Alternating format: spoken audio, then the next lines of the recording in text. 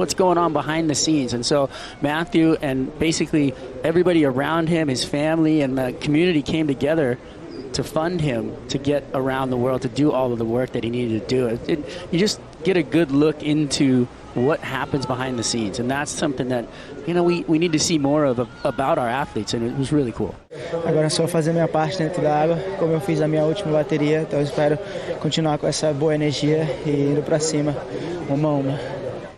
In the Red Bull Athlete Zone before this heat, and he said he was going to go out there on a step up. He saw that there was a lot of water moving around, so we saw him warm up on the green board, but he has pushed himself into a little bit more of some volume, a little longer board, and I think it's held. It's a good example. There's a lot of water moving up here, and he making the right choice because this board looks pretty good under his feet. Yeah, it's a lot more intense out there than you can kind of feel on the screen.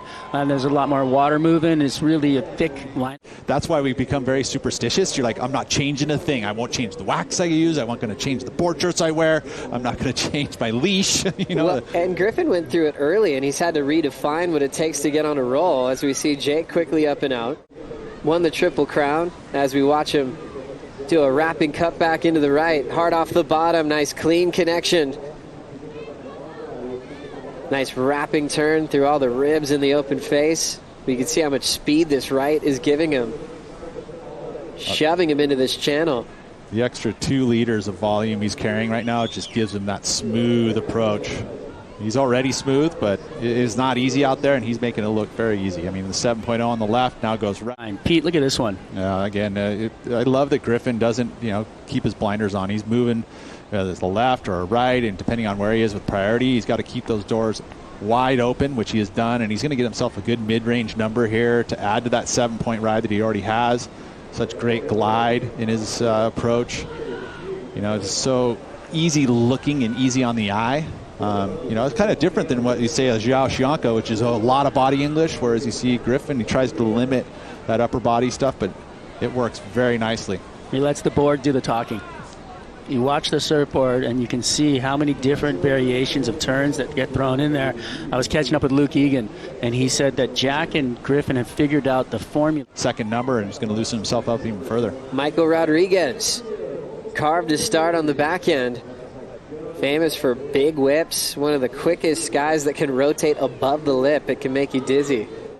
It was something you could feel through your entire body. As we look at waves in motion off the bottom, there's the car from J.Marshall. Straight up in transition, he'll go to a climb to stay on his feet. Match what we saw from Griffin, but again, I don't think he is going to get total credit for this final move. He climbs up late and doesn't quite ride out of the bottom of the whitewater there. And like I said, the judges definitely take note of all of that. So this will factor into his scoreline, but it's going to be his best wave, obviously, considering he's carrying a 0.3. Didn't even talk about it too much. Was already back in the jersey, ready to compete. He's had that injury a few times. Same injury that took Carlos Munoz out of almost the entire year. As we see just up and out from Michael Rodrigues. That's an interesting one, that in comparison. It's like if someone, pops it out. I mean, you've done it yourself, right? And you were out for a very long time. Breathing technique, obviously. No, it's an actual place, but okay. back to Emrod. Whoa! Full rotation for Michael Rodrigues into a snap. There you go. And that's the move that he is world famous for, that makes his social media. We'll take another look at the rotation here. Strider, what'd you think? I love it. This is exactly the platform he was looking for. It's these inside waves that are about head high. This is his sweet spot. So he likes waves that are in that head high and under range. He's not known to be a big wave rider, but when he gets on a wave that he has a lot of confidence in, he can go and do anything on it. And we just saw it right there. Priorities with Griffin Colapinto. And he's going to make a move here. Surfer from San Clemente. Snap to start. Almost pulls that one off. Tried to hang in there. He'll lose priority, and let's see if that's going to cost him here. Rodrigues looking right. We'll stick with him on the split. The wild card throws down a big first turn, well overhead wave. Big section. He floats over it. Loses the handle above the lip and ends up pulling it off. That was sketchy. He was going high speed there. A lot of chop on the lip. Glides over it pretty darn smooth. This is what happened on the split with Michael Rodrigues here. Peter, what do you think? Oh, I loved it. I mean, look how the size of the wave right there. That was sketchy, just carrying a ton of speed. His landing wasn't, exactly smooth.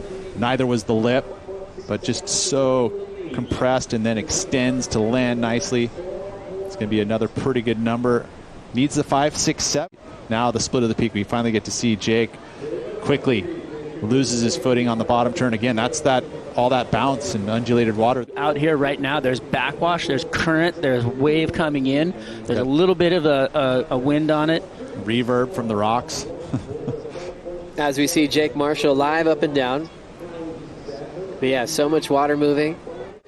This is J.Marshall on his 2.67 feet. Yeah, little backside hook, gets loose in the lip, but just the one maneuver. Well, that maybe bailed out a little early. His coach, Iago's father, Leandro Robinson, coming up next.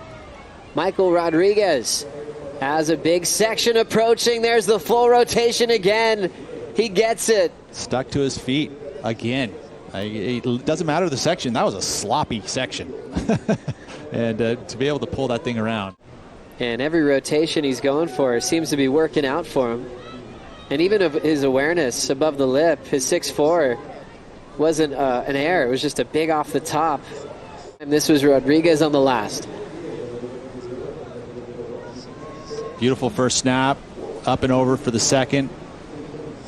Doesn't quite feel like it's going to change anything. Where he ended up with an air drop. Here comes Griffin's answer back. Big section for the forehand hook.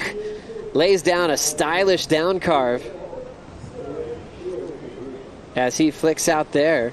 Okay, well, there's 2 scores to drop for this exchange here. Much bigger wave for Griffin. Here we go, the bigger set wave. So he didn't get another turn. That was the first turn there. Good size wave, though. Committed 2 carves. Wow. Splicing hairs. Colapinto had one judge throw a 5-7. He was saying it was clearly enough. There's a 5-5 there. Yeah, split.